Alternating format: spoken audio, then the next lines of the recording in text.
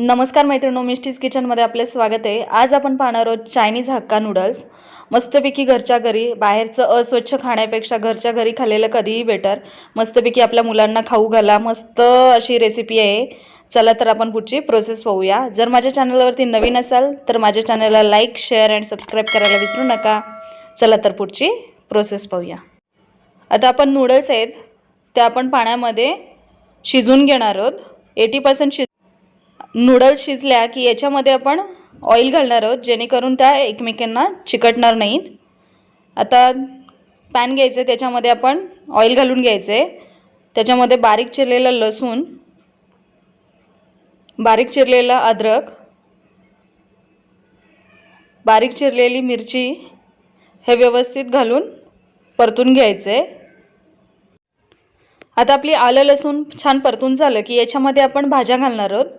याच्यामध्ये आपण लांब चिरलेली कोबी घालायचे, लांब चिरलेला गाजर, लांब चिरलेली शिमला मिर्च आणि लांब चिरलेला कांदा हे व्यवस्थित आपण हाय फ्लेमवरती परतून घ्यायचे।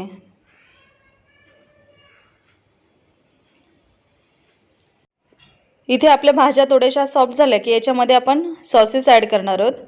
इथे मी रेड चिली सॉस ॲड करते, टोमॅटो केचप, त्याच्यानंतर आपण याच्यामध्ये शेजवान चटणी ॲड करणार आहोत। त्याच्यानंतर आपण इथे सोया सॉस ॲड करणार आहोत। इथे मी अजिनोमोटो आणि व्हिनेगर स्किप केलंय। घरी लहान मुले आहेत त्यामुळे तुम्ही ते टाकले तरी सुद्धा चालणार आहे। लहान मुलं असल्यामुळे मी स्किप करते।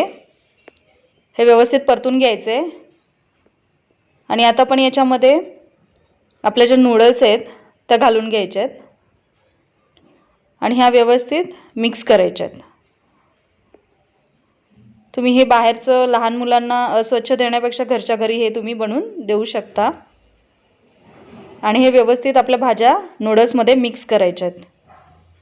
छान अशा एकजीव झाल्या पाहिजेत, मस्त अशा परतून घ्यायच्या आहेत।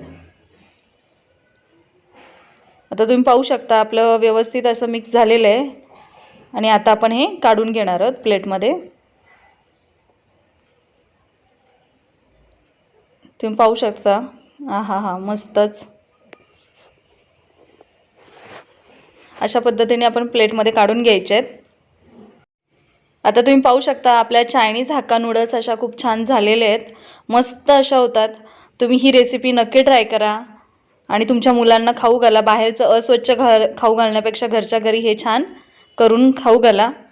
मस्त होते ही रेसिपी, नक्की ट्राय करा। जर माझे व्हिडिओ तुम्हाला आवडत असतील तर माझ्या चॅनलला लाईक, शेअर आणि सबस्क्राइब करायला विसरू नका।